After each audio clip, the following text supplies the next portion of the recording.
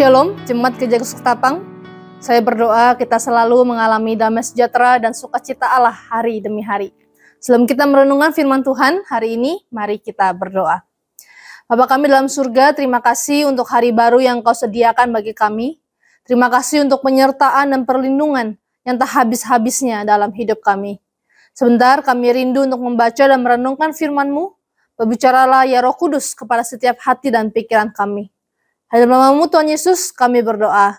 Amin.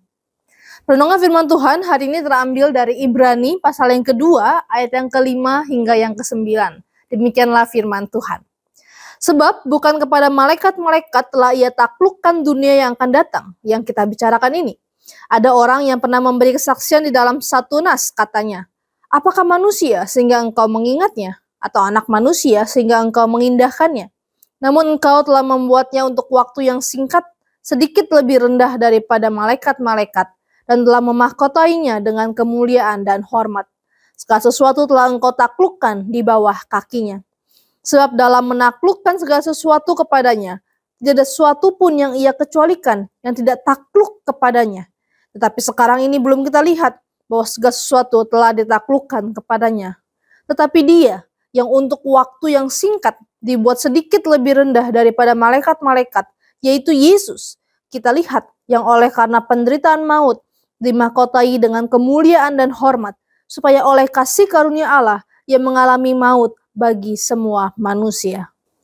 Jemaat kekasih Kristus, kitab Ibrani adalah kitab yang ditujukan kepada orang-orang Yahudi Kristen yang sedang mengalami tekanan dan penganiayaan karena iman percaya mereka kepada Yesus Kristus. Di pasal 2 ini, penulis Ibrani menunjukkan kepada para pembaca bahwa kesulitan karena iman bukanlah hal baru yang dialami oleh para pengikut Kristus saja, melainkan Yesus Kristus sendiri pun menjalani penderitaan tersebut. Yesus yang di pasal pertama disebutkan tahtanya jauh lebih tinggi daripada malaikat-malaikat.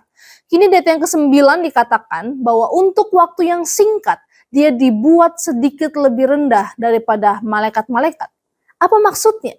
Kapan Yesus menjadi lebih rendah daripada malaikat? Yaitu ketika Tuhan Yesus turun ke dalam dunia menjadi manusia. Orang Yahudi pada zaman Yesus mempercayai bahwa malaikat adalah makhluk rohani yang memiliki tingkatan sedikit di atas manusia. Karena itu ketika Yesus yang adalah Allah rela merendahkan diri menjadi manusia, maka saat itulah Ia dibuat sedikit lebih rendah dari malaikat. Dan nyatanya bukan hanya sedikit lebih rendah dari malaikat. Filipi 2 ayat yang ke-8 sampai ke-11 mengatakan bahwa Yesus bahkan mengambil tempat yang paling hina di antara manusia, yaitu mati terkutuk di kayu salib. Ia rela mengalami maut demi menyelamatkan manusia yang berdosa. Yesus tidak memperhatikan kenyamanan sendiri. Sebaliknya Ia lebih memilih taat kepada Bapanya dengan melewati jalan penderitaan. Dan melalui pengorbanannya itu, setiap manusia yang percaya kepadanya menerima pengampunan dan hidup yang kekal. Dan Bapa pun memahkotai Yesus dengan kemuliaan dan hormat, sehingga segala kuasa yang ada di bumi dan di langit tunduk di bawah kakinya. Jemaat kekasih Kristus, begitu besar pengorbanan Kristus demi kepentingan kita, manusia berdosa, untuk kita dapat kembali berelasi intim dengan Allah. Kalau begitu, apa balas cinta kita kepadanya? Rindukah kita menaati Bapa dibandingkan kenyamanan kita sendiri?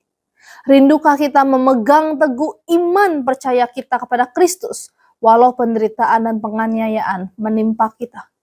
Mari dengan pertolongan Roh Kudus kita hidup habis-habisan bagi Kristus yang terlebih dahulu telah habis-habisan menyerahkan dirinya bagi keselamatan jiwa kita. Mari kita menjadi saksi Kristus yang setia di tengah keluarga, di kantor, di tempat studi kita, di masyarakat, dimanapun juga, agar banyak orang yang bisa mengenal Kristus dan percaya kepadanya. Sejatinya kita mampu melewati setiap pergumulan dan penderitaan karena kita tahu ada Yesus Kristus yang telah terlebih dahulu melewatinya dan sekarang berjalan bersama-sama dengan kita. Amin. Mari kita berdoa.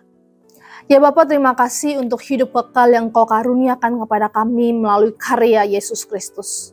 Tolonglah kami ya Tuhan untuk menjalani hari-hari yang penuh rintangan dan cobaan dengan tetap mengucap syukur, karena kami tahu kami tidak pernah berjalan sendirian. Ada Yesus, ada Roh Kudus yang membimbing kami di dalam perjalanan iman ini. Hanya dalam nama-Mu Tuhan Yesus kami berdoa. Amin.